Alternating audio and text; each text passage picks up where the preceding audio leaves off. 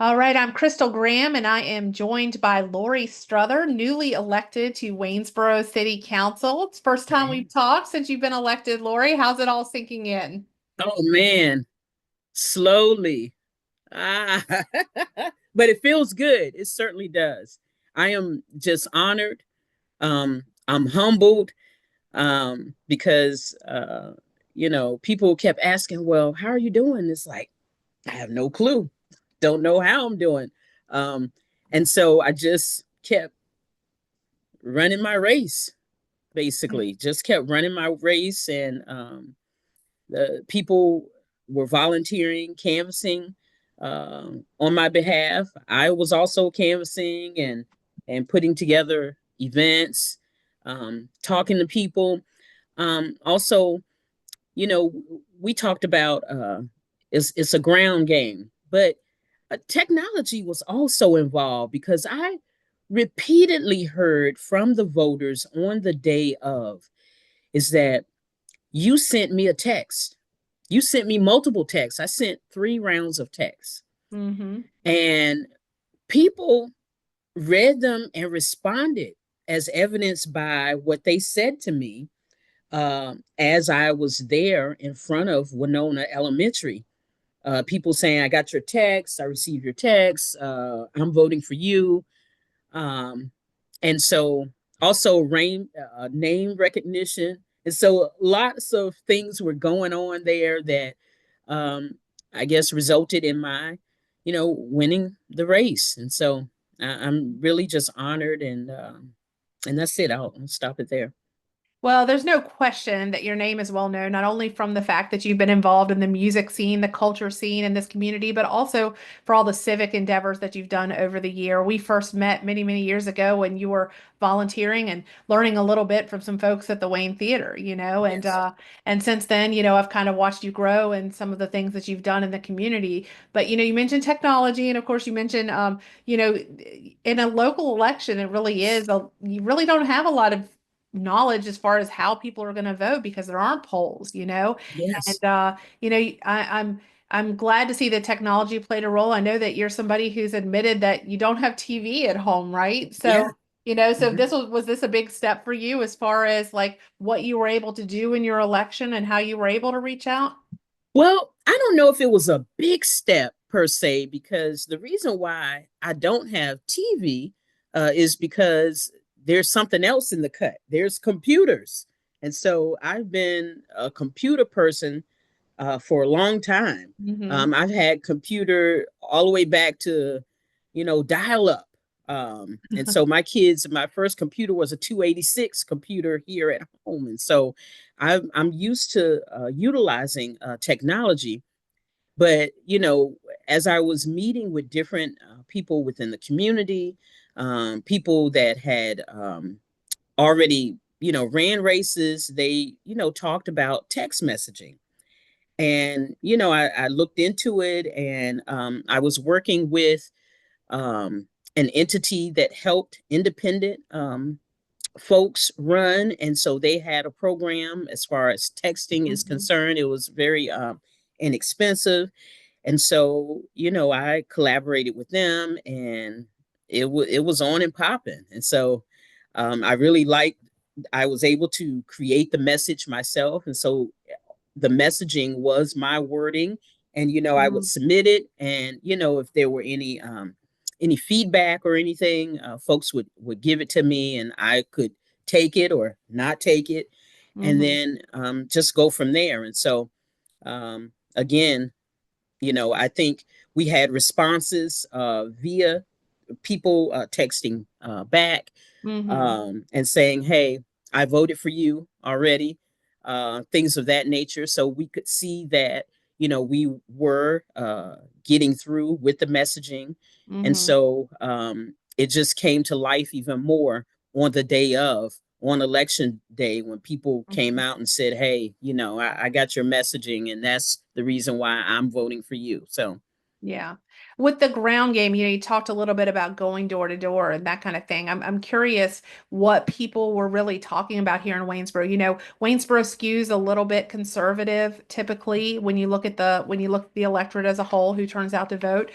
Certainly leaned a little bit towards Donald Trump in this election. But what were people telling you was most important for them on the Oh local man, it varied, but I would tell you that it was very, very like the boom truck. We want the boom truck back. So just very practical. That is the word level? that I want to say. Very practical. People wanting the boom truck. First and foremost, I would say that people said, someone's coming by my door and asking what I want. And so that Hmm. was a surprise here, for the people of Ward A, to have someone go door to door in their ward asking, for their help to get me on the ballot, but then also, just offering to listen to them about what their needs were. And so just practical things. Um, Again, like I said, the boom truck, I've heard a little bit Hmm. about some crime, depending upon what neighborhood you were in, and the crime, specifically drugs. Um, I've heard in some neighborhoods about, we've recently had an uptick in some violence. And so I've heard about some of those issues. But I also largely heard that, you know what, I've been in this community for a while and it used to be some stuff, but the stuff has since resolved. And so I'm pretty happy where I'm at right now in the neighborhood. And so a lot of that was repeated over again as well. Yeah. So, I mean, we talked ahead of the election about some of the things that were important to you, housing, homelessness. It's not in theory anymore, right? You're actually going to Yes. have a seat on council Hmm. starting in January. So, I'm Hmm. sure that housing and homelessness is on your platform. But what else are you hoping to accomplish when you get seated in January? Yeah. So I'm not quite sure if I'm going to be able to like uh, tackle everything that I mentioned as soon as I get seated in Mhm. January. And so certainly those things will come about as they run across um, my desk. And so um, I'm looking at, again, like I talked about, maintaining and improving infrastructure types of things. Um, I've met earlier with the police chief, I met with the fire chief, and could hear about some of those particular needs. And Mhm. so just wanting to, see again uh, what those needs are. I have an opportunity to have really my finger on the pulse uh, for sure after having being elected, and can really start to listen, examine, and then work to make a decision wherein I can make a difference. Have you heard from any of your fellow counselors since you got elected? Yes, I have. Lana Williams, mayor, she called. Um, Terry Short called. Jeremy Sloat called. And so, yeah. Hmm. So there's some conversations ongoing.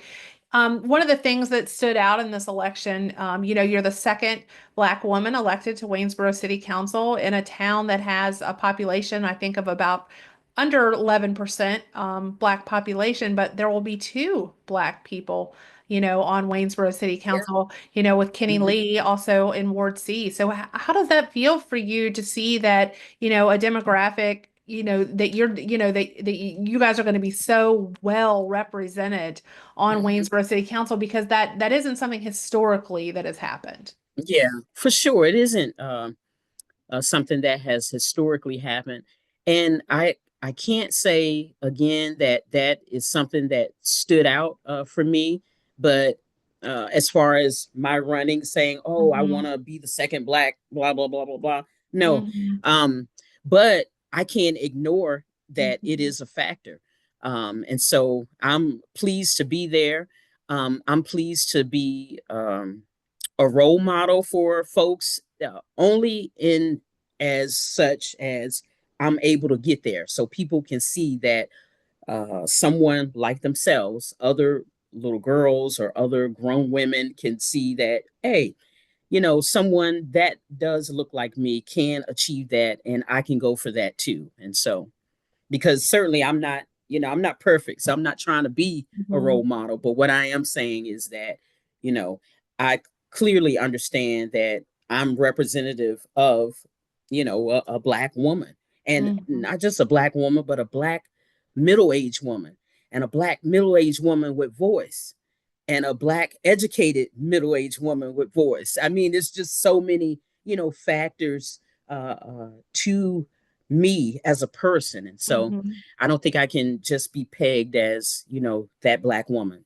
No, I think that you bring so much to the table, Lori, and I say that as someone who's known you, well, not as long as you've been in Waynesboro, obviously, but known you Yeah. in recent years and known, about how involved you are in culture. We've talked a little bit about your background and the fact that you were homeless for a certain period of time. I think that you'll bring something, to council, maybe that hasn't been there in a little while. And so, have you been following agendas? Like, are you seeing some issues that are, catching your eye right now as far as what's before the current city council? No, I have not. In fact, I recently have received an agenda, and Mhm. admittedly, I have not opened it because Okay. I'm trying to take a breather. I Yes. mean, because it Well has been deserved.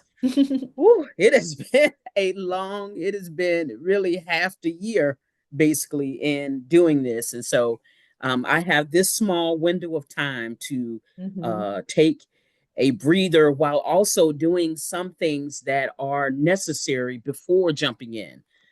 Like, just administrative tasks like getting email addresses, learning where the mailbox is, doing some orientation, getting sworn in, those sorts of things. So those things will be jumping off, of course, before. But as far as my delving into it uh, wholeheartedly, no. I'm just trying to get a breather, and then once the new year comes, I'm in it. I'm in it. I can't wait to talk to you once you actually, get your feet wet, so to speak, because I think that, it's probably really hard for us on the outside to understand, how much is involved, not only in a campaign, as you said, but also, the day to day. I know having talked to previous people who've served on council, a lot of the phone calls that they get aren't about the bigger issues, like homelessness and cottage housing and some of these things that are coming before you, but it's about, the trash being picked up, and like you It said, things like the is. boom truck and city services. Why hasn't the snowplow been down my road yet, and things like that, because Yes, those are things that affect people, exactly. and so, I'm sure that your phone will be ringing, if not Yes, before January, definitely yes. once you're there. I thought maybe, for those people who aren't familiar, one of the things about Waynesboro City Council campaigns historically, and especially if you go back, 10 years or something like that, it used to be that, these races would cost $20,000 to run a Mhm, successful city council race. I don't mhm, think that it's quite that extreme at this point right now. But the time mhm. and the money that is involved, I don't think that people necessarily think about that, because when you Yes. run for usually school board or something like that, other than Mhm, having some signs made and, maybe there's a debate, sometimes there is, sometimes there's mhm, not, mhm. but when you step up for council, the time investment and the money investment is pretty substantial. It is. For people who haven't run before, I thought maybe you could just for a second take us behind a little bit behind the scenes as to what the last couple months have been like for you. Man, it's been busy. So I would say fundraising, lots of meetings, looking for folks that you can, give your vision, your message to, and then also hope that they can donate to your campaign. Um, and then also, if you don't get the donations from folks that can see your vision, then if you need campaign signs, you need logos, you need literature, then you have to get it on your own, and Mhm. so that was what was happening over here, trying to figure out some of the best ways to work. And again, I had not run a campaign before, so I heavily relied on people that had ran a campaign before, and I mean several people. Um, um, People offering advice about, what way to go. And again, as the candidate, you decide to take it or leave it, whatever Mhm. advice that you get. Um, I really was concerned with, signage, um, and logos and things of that nature. Mhm. I did some research about the Virginia state flag, and so my logo ended up being multiple colors that were in our state flag. And you Mhm. may not realize it, but the purples and the blues and the yellows, they're all in that state flag. And Mhm. so it was like, wow. Um, it was so funny how people would maybe characterize my signs basically by the colors, and I would have to remind people, hey, those colors are in the state flag. I was able to look Mhm. up, the color codes, and pass that on to the designer that was working on the logo for me. And so Mhm. shout out to Jerron Sanders. So he actually did my logo for me. So yeah, so just trying to develop those types of nuances, and even the photography.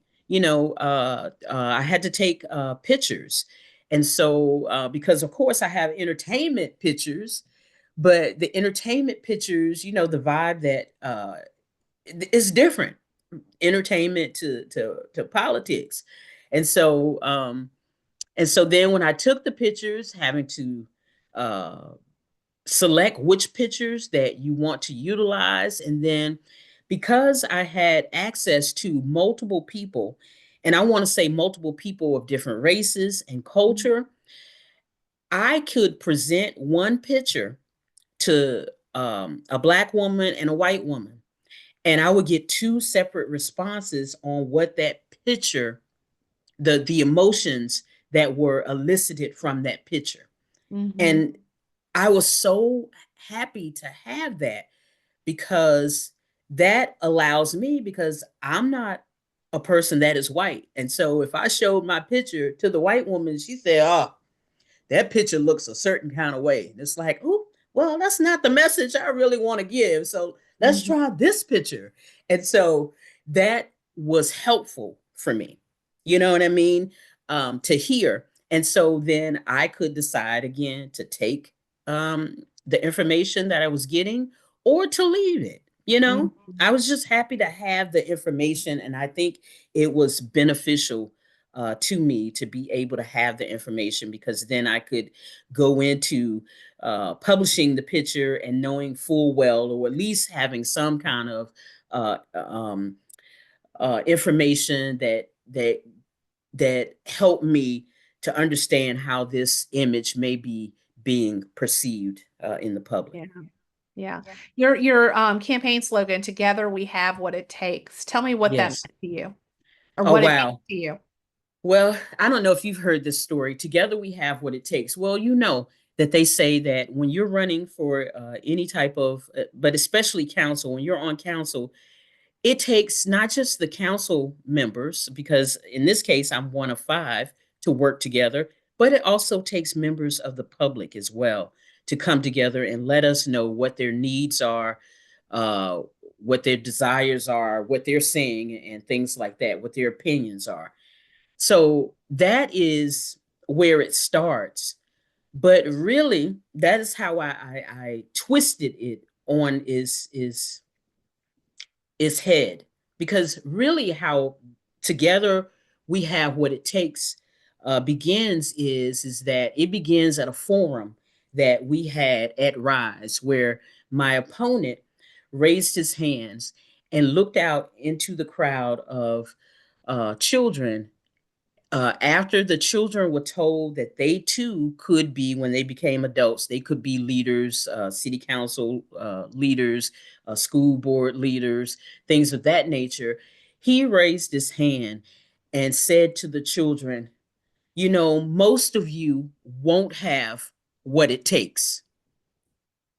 And I personally, and it wasn't just me, but I was kind of flabbergasted by that, that he would tell these children that most of them would not have what it takes to be these leaders that Mhm. they had just moments ago been advised that they could be. And so that is where the messaging started for me. And Mhm. so then when I came home and I started, ruminating on this Mhm. thought, I just twisted it on his head and said, no, it's together we have what it takes. Together we have what it takes. And then I went on to make a song or a poetry. Uh, and, together we have what it takes. And so we all know what's at stake. You know Mhm. what I mean? Yeah. Uh, for our beloved city of Waynesboro, the east side. You know what I mean? Basic city of Waynesboro, the east side.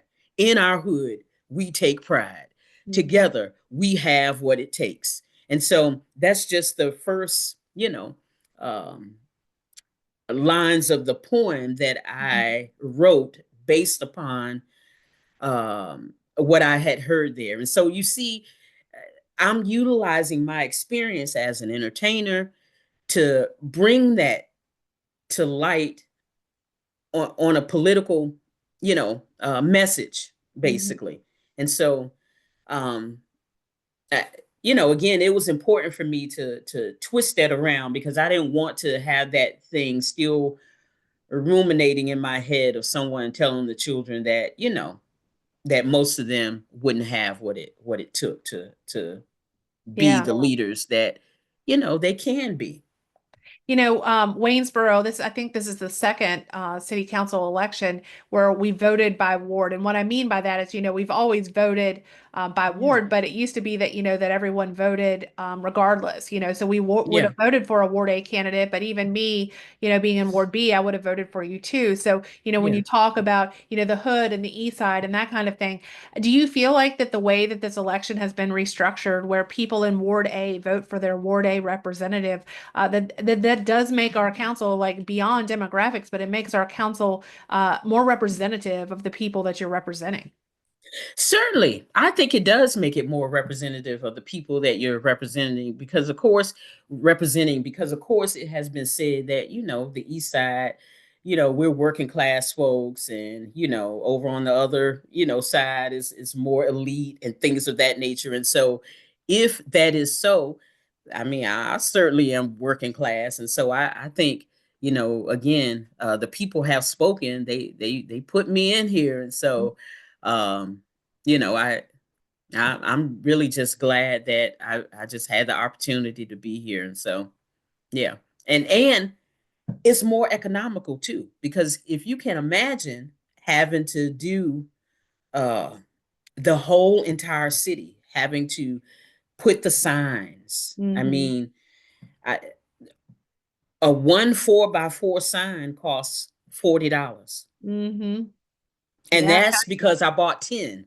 So they were Mm-hmm. $40 because I bought 10. They would be more expensive if I tried to, buy fewer. Mm-hmm. And that was the big signs. Then there's the smaller signs, and then there's the postcards and things like that. The literature came in handy, certainly when we were canvassing, but it also came in handy on the day of, when Mm-hmm. people, it was so again revealing. And I had recognized this via canvassing before, that so many people did not know that there were local elections going on, Mm-hmm. because the national message just kind of blanketed everything else. And Mm-hmm. so um, the literature came in handy when I was able to hand that voter information about myself, tell them about my story. Um, and even if they didn't come up to me, again, going back to the entertainment, I have a way to project my voice. So I'm out there projecting my voice and letting people know, about Lorie Strother and running Mm-hmm. for City Council Ward A. I would be honored to have your vote today. I Right. mean, you know, just those types of things. And so I'm really I want the constituents to know that yes, I have this entertainment side, but I also have a serious side. You know, Right. I'm able to again research and analyze. I mean, for 7 years of my working career, I served as an editor of the Code of Federal Regulations, and so every day for 7 years, I was an editor editing the Federal Register, and so so I have just that experience, and you know, so Hmm. um, all of this encompasses who I am, and so I think I have a lot to bring to the table. Well, so and what you're talking about as far as getting caught up in the national election, that was a big part of why Waynesboro used to have their elections in May to try to separate that. But of course, the Yeah. General Assembly kind of pushed everything to November. So it has been the last two election cycles have been very different for local candidates like yourself. Just for how you get the attention of of the voter, who may be more interested in the national election. Yes. So Lorie, I'm gonna wrap up here with you just here in a second because I promised to keep it to about 30 minutes. But Okay. Great. Great. Great. because I can't ask you, like what you hope your legacy will be because you haven't quite stepped your foot in the door yet. But I am Yes. curious, like if you have like one or two things that you hope over the next 4 years are something that, you may not solve issues, but maybe that you can make some real progress on. Again, like I said, the things that I ran on, the homelessness, you know, what can we do to support and continue to support? Because we're doing some of it now. Mhm. But certainly, I think greater things need to be done. And so, homelessness issues, you know, the practical issues, you know, I want to look into, okay, well, how come we don't have that boom truck? And is there a way that we could, you know, rectify that? And so, you know, from the complex to the practical, I'm willing to jump in for all of it and see what kind of solutions that I can help bring to the table. And I do mean help because, again, I am one of five. And so, you know, All right. Well, you're going to have 4 years to see what you can accomplish on council, but yes, I know that it was a hard campaign, and I know it'll probably be very nice to have the next couple of months just to kind of decompress a little bit before you yes, jump in. But we look forward to seeing to seeing how you handle it because I'm sure everybody I've talked to who served on council says their phone rings quite a lot and over things that they yeah, never would have expected. So yeah, we'll have to catch up with you after you've had your feet wet for a couple of months and see how it's lined up with kind of maybe what you expected. So, yes, for sure. all Thank you right, so much, Lorie. Crystal, for the Well, thanks for opportunity. your I certainly time. appreciate it. Thank you. Absolutely, and good luck to you. All right. Thank you. Bye bye.